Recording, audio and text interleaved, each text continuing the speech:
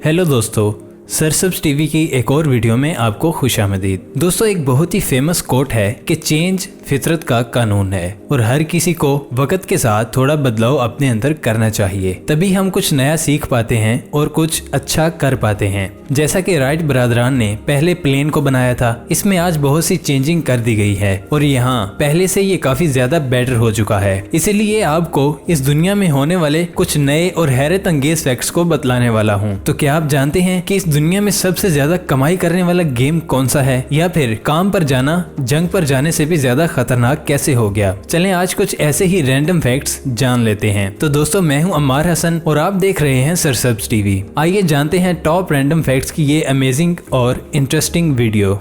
Number 1, दोस्तों सबसे ज्यादा पैसे कमाने वाला वीडियो गेम GTA 5। इस गेम ने अब तक $6 बिलियन की कमाई की है। 2013 में रिलीज होने के बाद आज काफी साल बीत जाने के बाद भी, यानी कि 2019 तक सबसे ज्यादा कमाई करने वाला गेम्स की टॉप लिस्ट में नंबर 1 पर आ गया था। नंबर 2, दोस्तों गेम की बात तो हो ही गई, अब बात करते हैं एंटरटेनमेंट इंडस्ट्री के सबसे ज्यादा कमाने वाले प्रोडक्ट की। यानी एंटरटेनमेंट इंडस्ट्री में आते हैं मूवीज, टीवी शोज, म्यूजिक और ऑफ कोर्स गेम्स भी आते हैं। तो इनमें से भी सबसे ज्यादा पैसे कमाए हैं GTA 5 ने। यानी एंटरटेनमेंट इंडस्ट्री में भी सबसे ज्यादा कमाई करने वाला एक गेम है। जी हाँ, यही गेम GTA 5। इस गेम ने 2013 में रिलीज होने के 3 दिन के अंदर ही $1 बिलियन का बिजनेस कर लिया था।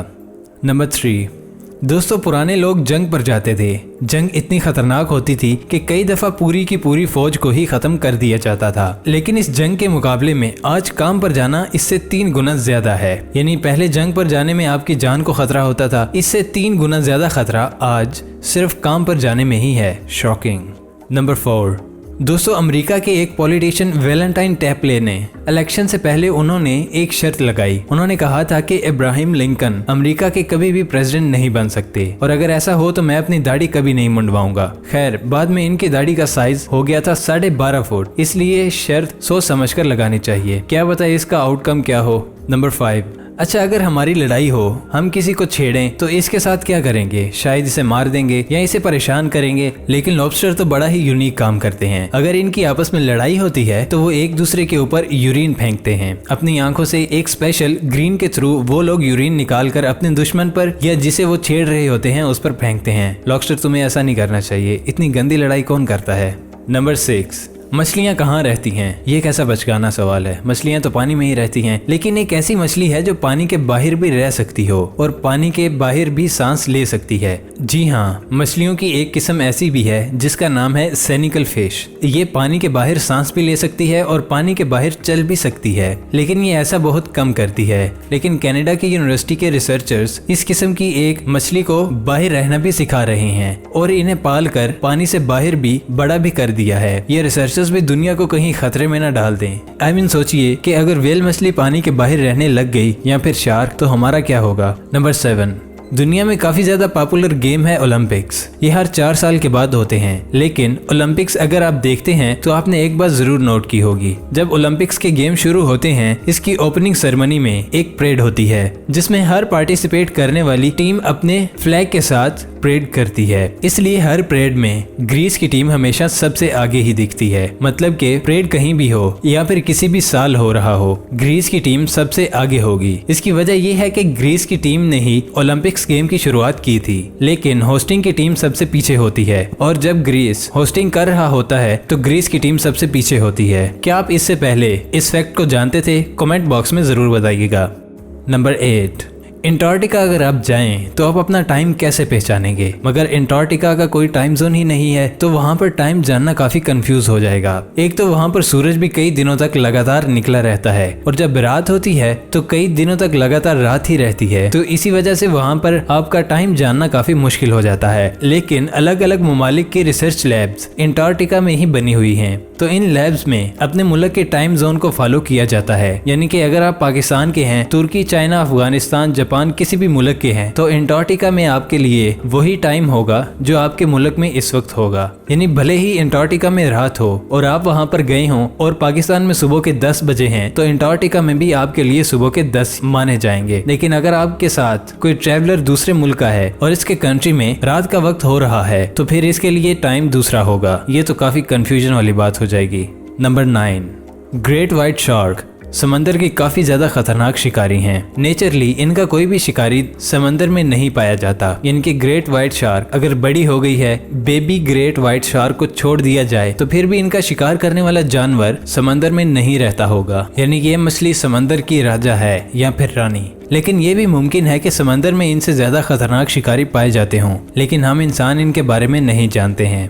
नंबर 10, स्पेस शटल डिस्कवरी के 15 मार्च 2009 के एक लॉन्च के दौरान इसके फ्यूल टैंक पर एक चमगादड़ चिपका हुआ पाया गया। जी हाँ, चमगादड़ स्पेस में भी कोरोना वायरस फैलाने की साजिश कर रहा होगा शायद। नंबर 11, दोस्तों आजकल सुसाइड रेट बहुत ज्यादा बढ़ गया है। बच्चे हों या बड़े, थोड़ी सी प्रॉब्लम आ जाने के बाद ही अपनी जान को खत्म कर देते हैं और इस गलत कदम को उठा लेते हैं। इसी तरह एक रिसर्च हुआ, Harvard school of public health में हुए इस रिसर्च के मुताबिक अगर दिन भर में कुछ कप कॉफी पी लिया जाए तो सुसाइड करने का खतरा मेल और फीमेल में 50% तक कम हो जाता है। आज से कॉफी पीना स्टार्ट कर लीजिए। नंबर 12, दोस्तों क्या आप जानते हैं कि इंसान में एक डांस करने या डांस की बीमारी जैसा एक ऐसा मेडिकल डिसऑर्डर भी पाया जाता है। 1518 में फ्रांस के एक शहर स्टारबल में फैल गई थी। इस अजीब सी बीमारी में 50 से 400 लोग रोड पर आकर डांस करने लगे और लगातार कई दिनों तक डांस करते रहे। ये काफी अजीब बीमारी थी। सेम ऐसा ही एक आउटब्रेक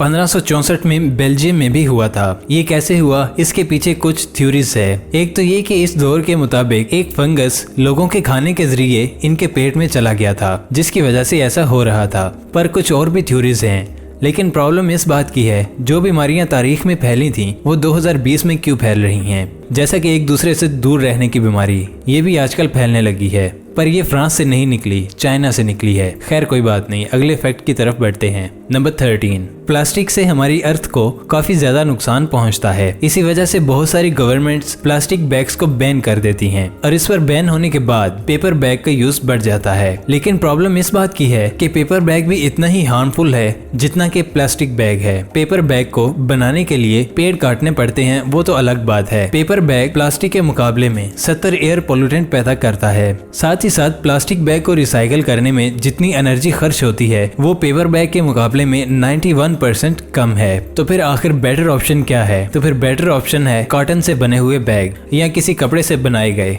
नंबर 14, दोस्तों कनाडा के लोग इतना सॉरी बोलते हैं। 2009 में वहां अपोलोजाई एक्ट पास किया गया था, जिसमें वाजे किया गया कि माफी मांगने को अपनी गलती के रूप में नहीं माना जाएगा। यानी कि आपने किसी को सॉरी बोल दिया, जरूरी नहीं कि वो आपकी गलती को माफ भी कर दे। नंबर 15, दोस्तों जापान की पुलिस नहीं चाहती कि वो अपने लोगों पर गन का यूज करे। इसीलिए अगर आप जापान में कोई छोटा मोटा क्राइम करते हैं, जैसा कि नशे में इन्वॉल्व हो जाते हैं या किसी को छेड़ते हैं, तो इसके लिए जापान की पुलिस आपको एक तरह के कपड़े में लपेट कर रोल करेगी। जापान की पुलिस ने 2015 में पूरे साल में पूरे मुल्क की पुलिस ने सिर्फ 6 गोलियां ही फायर की थी। क्या बात है इनकी पुलिस की।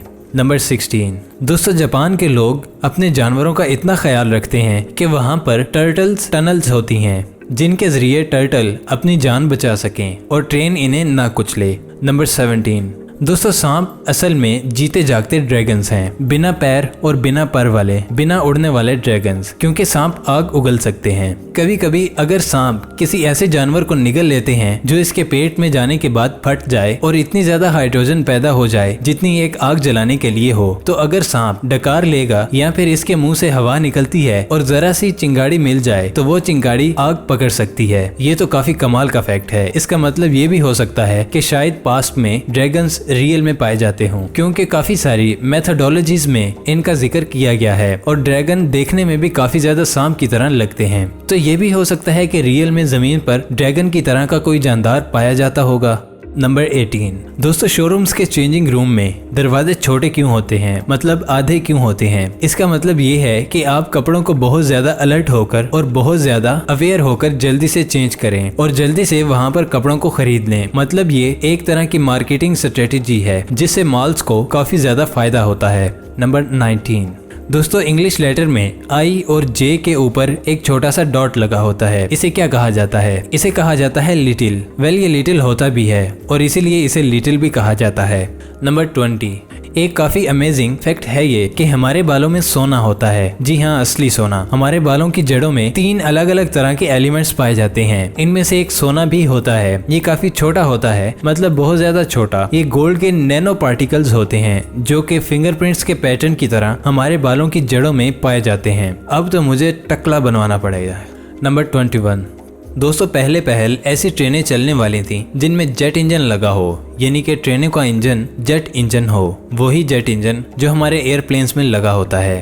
पर ये ट्रेन्स कभी चल नहीं पाई। इनमें 1960s और 1970s के दौर में काफी ज्यादा टेस्टिंग भी हुई, पर जेट इंजन पब्लिक के लिए अवेलेबल इसलिए नहीं हुए क्योंकि एरोप्लेन के इंजन बनाने वाली कंपनी ट्रेन के बिजनेस में आना नहीं चाहती थी। उन्हें इसमें इंटरेस्ट नहीं था। नंबर 22। एक ऐसी मछली जिसका चेहरा बूढ़े इंसान की तरह दिखता है। इस मछली को वॉल्फ ईल कहा जाता है। ये अपने बच्चों के लिए काफी सेंसिटिव होती है। ये मछली अपने बच्चों को कभी भी अकेला नहीं छोड़ती है। जब तक कि इनके अंडों में से बच्चे ना निकलें, इनके मदर या फादर में से कोई ना कोई इनके पास जरूर रहता है। नंबर 23।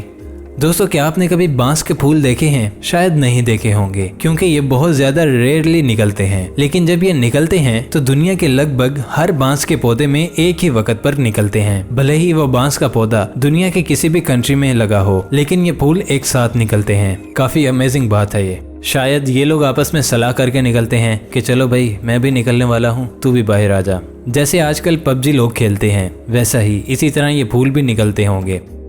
दोस्तों, आज की वीडियो में इतना ही। मुझे उम्मीद है कि वीडियो आपको बहुत पसंद आई होगी। ऐसे इंटरेस्टिंग टॉपिक्स पर नॉलेजफुल वीडियोस देखने के लिए हमारे चैनल सरसब्स टीवी को सब्सक्राइब जरूर कर लीजिए। इस वीडियो के बारे में आपका क्या कहना है, हमें कमेंट बॉक्स में जरूर बताइएगा। मिलते हैं नेक्स्ट वीडियो में। तब तक के लिए अपना और अपनों का ख्याल रखिएगा। अल्लाह निगहबान।